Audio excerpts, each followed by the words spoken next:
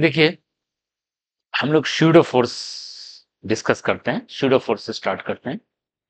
जैसा कि नाम है स्यूडो, स्यूडो का मतलब हुआ नकली, फेक। मतलब ये एक ऐसा फोर्स है जिसका कोई एग्जिस्टेंस रियल टाइम में कोई एग्जिस्टेंस नहीं है। ठीक है, रियली ये एग्जिस्ट ही नहीं करता है ये फोर्स। इसका नाम है स्यूडो फोर्स, एक फेक फोर्स।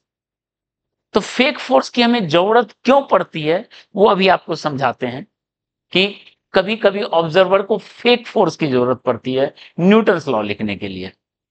ठीक है, क्योंकि अब तक जितना क्वेश्चन हम लोग कर रहे थे सब में ग्राउंड से हम लोग ऑब्जर्व कर रहे थे, और ग्राउंड से ऑब्जर्व करने में हम लोग को सारा जो रियल फोर्स होता था वो लगाते थे। Normal, gravity, tension, friction. आगे पढ़ेंगे फ्रिक्शन हम लोग, फिर आगे पढ़ेंगे spring force, viscous force, buoyancy force, electric force, magnetic force. सब रियल फोर्स हैं। इसका एक्शन रिएक्शन पेयर होता है। हर रियल फोर्स का एक्शन रिएक्शन पेयर होता है। ओके, लेकिन ये एक स्यूडो फोर्स एक ऐसा फोर्स है उसका कोई एक्शन रिएक्शन पेयर नहीं है। ये एक फेक फोर्स है। ये ऑब्जर्वर पर डिपेंड करता है। तो अब तक बोलोगे सर ग्राउंड से जितना क्वेश्चन बनाते थे वहां क्यों नहीं जरूरत पड़ा, वहां भी तो ऑब्जर्व कर रहे थे। क्योंकि वहां हम ऑब्जर्व कर रहे थे ग्राउंड से, और ग्राउंड से लिखने में हमें स्यूडो फोर्स की जरूरत नहीं पड़ती। तो उस जरूरत को हम समझा रहे हैं क्यों जरूरत पड़ी और उसको कैसे रिजॉल्व करेंगे। देखिए, स्यूडो फोर्स, आप ऐसे समझिए, हमारे पास न्यूटन सेकेंड लॉ जो है वो क्या है? Net force equal, refined form, net force equal to mass into acceleration. ये न्यूटन सेकेंड लॉ है। ठीक है, तो न्यूटन सेकेंड लॉ है ये, मास इंटू एक्सेलरेशन। तो नेट फोर्स, नेट मतलब हुआ vector sum of all forces acting on it. जो फोर्स उस पर लग रहा है। ठीक है, तो मान लो दो ऑब्जर्वर है, टू ऑब्जर्वर, एक ए है और एक बी है। ठीक है, ए अपने हिसाब से उसको देख रहा है तो उसका एक्सीलरेशन ए है। ए के हिसाब से ब्लॉक का एक्सीलरेशन, क्योंकि एक्सीलरेशन रिलेटिव क्वांटिटी है। एक्सीलरेशन, वेलोसिटी, डिस्प्लेसमेंट, ये सब रिलेटिव क्वांटिटी है। तो ए के हिसाब से एक्सीलरेशन ए है, बी के हिसाब से एक्सीलरेशन ए बी है। तो देखिए एक्सीलरेशन वैरी कर गया। ठीक है, मास तो कोई भी ऑब्जर्वर के लिए मास सेम है। तो जब ये वैरी कर गया तो इसको भी वैरी करना पड़ेगा। नेट फोर्स को ए के हिसाब से ऑब्वियस है बी के हिसाब से नहीं होना चाहिए इक्वल। अगर ए का एक्सीलरेशन ए के हिसाब से जो एक्सीलरेशन है और बी के हिसाब से जो एक्सीलरेशन है, अगर दोनों अलग अलग है तो नेट फोर्स ही अलग अलग होना चाहिए, ए के हिसाब से और बी के हिसाब से। तो आप बोलोगे सर फोर्स तो एक ही चीज लग रहा है, जो रियल फोर्स लग रहा है वो फिर ऑब्जर्वर पे कैसे डिपेंड करेगा? तो वो कैसे डिपेंड करेगा अब समझ में आएगा वही चीज। ठीक है, एक्सीलरेशन ऑब्जर्वर पर डिपेंड कर रहा है लेकिन ये ऑब्जर्वर पर डिपेंड नहीं करता है। तो इस पैराडॉक्स को हम लोग कैसे सॉल्व करें, इस प्रॉब्लम को हम लोग कैसे सॉल्व करें, इसको समझने की कोशिश करते हैं। ठीक है, तो देखिए, अगर दो ऑब्जर्वर ग्राउंड पे ही है, ए और बी ग्राउंड पे ही है,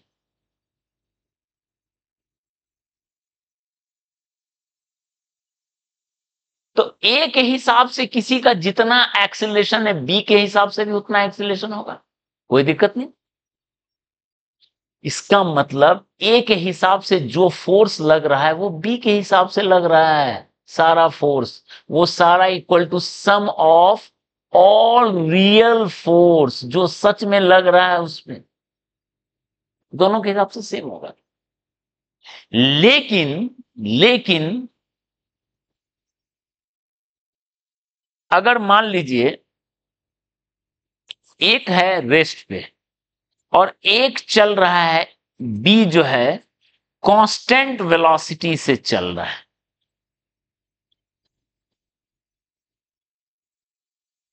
मान लो कांस्टेंट वेलोसिटी से चल रहा है, इसका खुद का कोई एक्सीलरेशन नहीं है, इसका खुद का एक्सीलरेशन 0 है। तो एक रेस्ट पे है और एक एक्सेलरेट हो रहा है। तो एक एक्सेलरेट हो रहा है, एक्सेलरेट नहीं, कांस्टेंट वेलोसिटी है, एक्सेलरेशन इसका 0 है। तो इस हिसाब से भी दोनों जो ऑब्जर्व करेगा,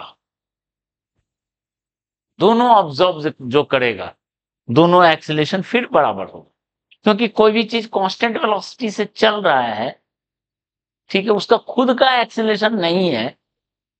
जैसे acceleration of body with respect to B is acceleration of body, ठीक है, ग्राउंड के रेस्पेक्ट में लिखना है, ठीक है। तो बॉडी का बी के रेस्पेक्ट में प्लस बी का ग्राउंड के रेस्पेक्ट में लिखिए, और बी का ग्राउंड के रेस्पेक्ट में है 0, कांस्टेंट वेलोसिटी से चल रहा है। तो जो बी के रेस्पेक्ट में वही ग्राउंड के रेस्पेक्ट में है और वही ए के रेस्पेक्ट में। इसलिए इस केस में भी दोनों एक्सेलरेशन, मतलब दोनों के हिसाब से एक्सेलरेशन बराबर है, इसलिए दोनों अपना नेट फोर्स जो लिख रहा है वही लिखेगा नेट फोर्स। ए जितना लिखेगा बी जितना लिखेगा बिल्कुल सेम है, कोई दिक्कत नहीं, सम ऑफ ऑल रियल फोर्स।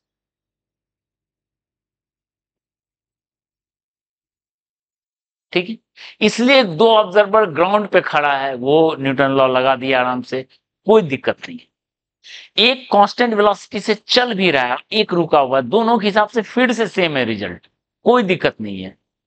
ठीक है, लेकिन यही सोचिए अगर एक्सेलरेशन ए का, ये ग्राउंड पे है ए और रेस्ट पे है, और बी का खुद का एक्सेलरेशन ए नॉट है, खुद का एक्सेलरेशन ए नॉट है, ठीक है।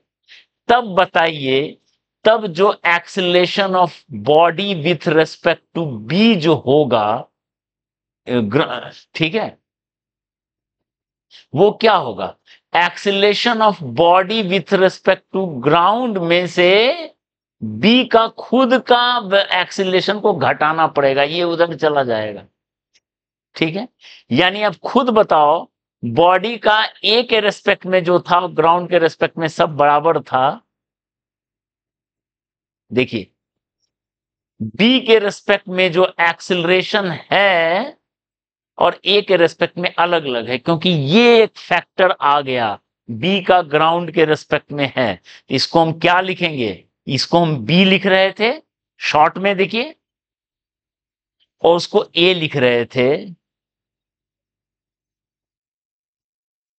और इसका खुद का एक्सेलरेशन ए नॉट है। देखिए यहां से दोनों बराबर नहीं हुआ, ए के हिसाब से और बी के हिसाब से बराबर नहीं हुआ, तो ए के हिसाब से नेट फोर्स और बी के हिसाब से नेट फोर्स बराबर नहीं होगा, कुछ एक एक्स्ट्रा फोर्स बच जाएगा या लगाना पड़ेगा, एक एक्स्ट्रा लगाना पड़ेगा। ठीक है, अब तक दोनों के हिसाब से बराबर बराबर फोर्स लग रहा था, लेकिन अगर एक का एक्सेलरेशन है तो उसके हिसाब से एक अलग फोर्स लगाना पड़ेगा। ठीक है, और दैट, वो जो अलग फोर्स बी लगाएगा, बी जो अलग फोर्स लगाएगा, बी जो अलग फोर्स, एक जो एक एक्स्ट्रा फोर्स लगाएगा,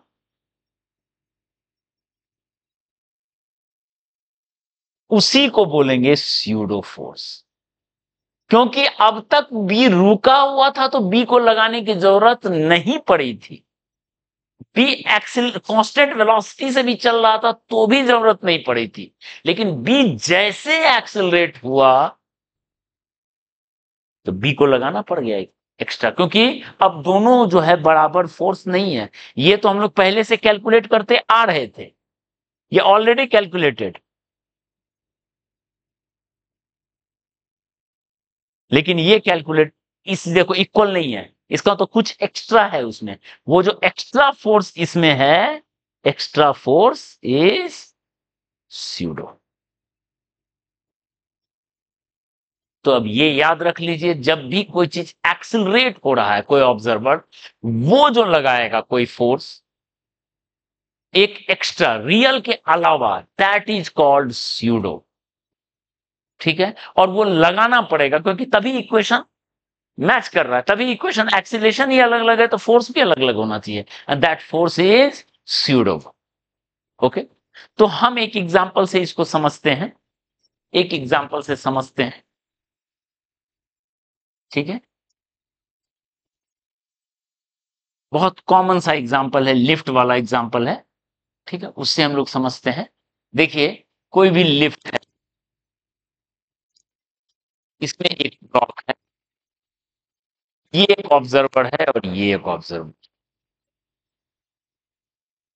ये नाम मान लेते हैं, एक्स नाम रख दिए इसका, ये वाई रख दे, ये एम मास का ब्लॉक। ठीक है, ये ए से एक्सिलरेट कर रहा है लिफ्ट। देखिए, दो ऑब्जर्वर है, एक ग्राउंड पे एक एक्सिलरेटिंग में। ठीक है, मतलब अगर ये न्यूटन्स लॉ लिखेगा तो इसको स्यूडो फोर्स लगाना पड़ेगा। ठीक है, देखो एक बार स्यूडो फोर्स नहीं लगाता है तो गलती हो जाएगा, कैसे गलती होगा उसको बताते हैं, और फिर उसको स्यूडो फोर्स लगा के फिर वो करेक्ट कर देगा। ठीक है, तो पहले हम लोग देखते हैं कि बगैर स्यूडो फोर्स लगाए क्या गलती हो गया, और फिर उसको समझेंगे कि स्यूडो फोर्स लगा के उसको कैसे वो करेक्ट करेगा। तो देखिए, ये स्यूडो फोर्स एक ऐसा फोर्स है जिसका कोई एक्शन रिएक्शन नहीं है, ये प्योरली ऑब्जर्वर पर डिपेंड कर रहा है।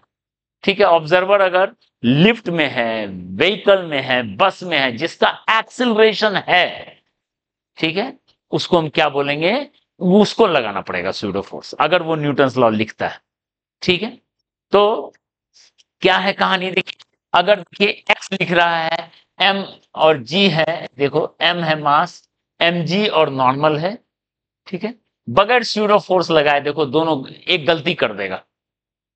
कैसे गलती कर देगा, एक्स गलती नहीं करेगा, एक्स के हिसाब से बताइए, इसका एक्सीलरेशन है ए, तो एन माइनस एम जी क्या लिखा जाएगा, एम इंटू ए, तो एन का वैल्यू हो गया एम जी प्लस एम ए।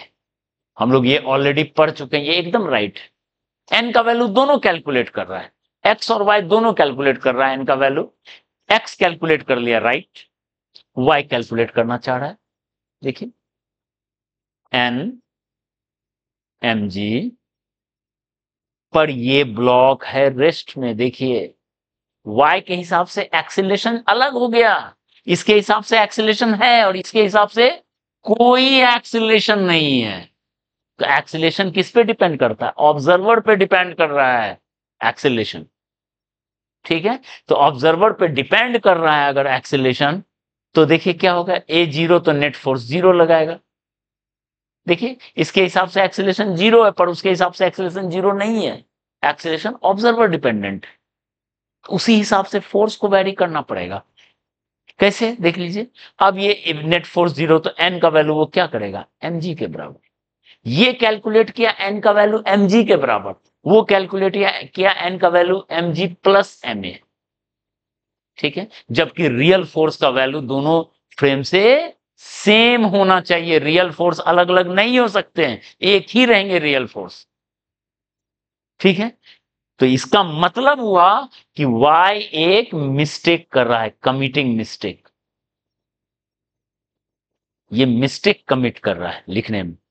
देखने में तो लग रहा है एकदम सही लिखा है, लेकिन क्या मिस्टेक कर रहा है, ठीक ठीक है, he doesn't apply extra force, नहीं अप्लाई किया, he didn't apply extra force to write Newton law. Newton law लिखने के लिए इसको एक एक्स्ट्रा फोर्स लगाना चाहिए, और उसी को स्यूडो फोर्स बोलेंगे। ठीक है, तो ये एक आइडिया लग गया कि जब भी एक्सीलरेटिंग फ्रेम में रहेगा तो उसको एक एक्स्ट्रा फोर्स लगाना चाहिए, रियल फोर्स के साथ वो सिचुएशन को डील नहीं कर सकता, गलती हो जाएगी उससे। ठीक है, तो वो एक्स्ट्रा फोर्स लगा, उसी को कहेंगे स्यूडो फोर्स। उसको आने वाले वीडियो में हम लोग देख लेंगे कि कैसे स्यूडो फोर्स क्या होता है, कैसे लगता है। ठीक है, बस ये समझिए कि एक उसको एक्स्ट्रा फोर्स लगाना पड़ेगा, उस फोर्स का कोई एक्शन रिएक्शन नहीं है। ठीक है, अगर एक्शन रिएक्शन होता तो एक्स से भी वो दिखता, एक्स से नहीं दिख रहा है, एक्स के लिए वाई को ही लगाना पड़ रहा है। ठीक है, तो उसको हम एक टर्म्स के साथ बताते हैं। वो क्या है? वो टर्म है इनर्शियल और नॉन इनर्शियल फ्रेम। ठीक है, इनर्शियल फ्रेम पहले ये समझिए। इनर्शियल फ्रेम, इनर्शियल फ्रेम वो फ्रेम होता है जहां पे where Newton law is applicable, जहां न्यूटन लॉ एप्लीकेबल है, वहां से लगा सकते हैं न्यूटन लॉ बगैर गलती किए। ठीक है, बगैर स्यूडो फोर्स लगाए हम आराम से लगा सकते हैं न्यूटन लॉ। और फॉर एग्जांपल ग्राउंड, ग्राउंड एक इनर्शियल फ्रेम है, वहां पे बैठ के हम आराम से लगा लेते थे बगैर स्यूडो फोर्स की चिंता किए। ठीक है, या फिर और एनी व्हीकल, एनी व्हीकल, बस, lift, travelling at constant velocity, constant velocity से जाए तो भी वहां से लगा देंगे। अभी हमने देखा था ए बी का एग्जांपल, कांस्टेंट वेलोसिटी से चले तो कोई दिक्कत नहीं, सिर्फ रियल फोर्स ही लगाना है आपको। ठीक है, यानी इसमें हम net force equal to mass into acceleration लिखेंगे, where this, where F net is, F net have only real force,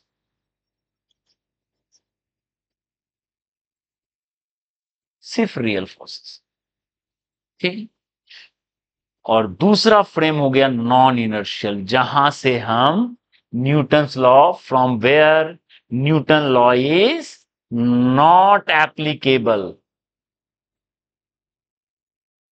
वहां से एप्लीकेबल नहीं है। जैसे वाई, ठीक है, वाई जो लगाते हो गलती किया, वहां से एप्लीकेबल है ही नहीं, उसको लगाना ही नहीं चाहिए। और अगर लगा रहा है तो एक एक्स्ट्रा फोर्स लगाएगा, स्यूडो फोर्स। ठीक है, where Newton law is not applicable, for example accelerating,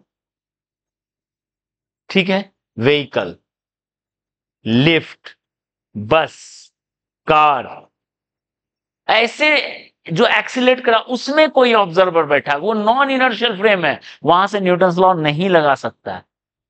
ठीक है, बट इफ ही और she writes, one must include pseudo force. और उसका लॉजिक हम समझा चुके हैं क्यों स्यूडो फोर्स लगाना चाहिए।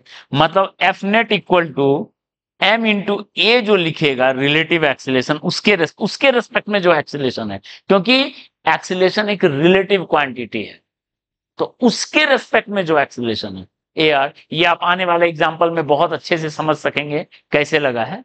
ठीक है, तो mass into acceleration, net force अभी भी है, लेकिन F net contains real and pseudo both, force दोनों कंटेन करेगा, तभी वो लिख पाएगा करेक्टली, अदरवाइज उससे गलती हो जाएगी। देखिए गलती हो गई, जिसने स्यूडो फोर्स नहीं लिखा गलती हो गया, इनका वैल्यू एम जी, ऐसा नहीं होना चाहिए, जबकि होना ये है करेक्ट। तो ये क्या करेक्शन करे जो करेक्ट रिजल्ट आए, एन का value M G plus M A आए, तो वो तभी आएगा जब ये स्यूडो फोर्स लगाएगा, अदरवाइज नहीं। ठीक है।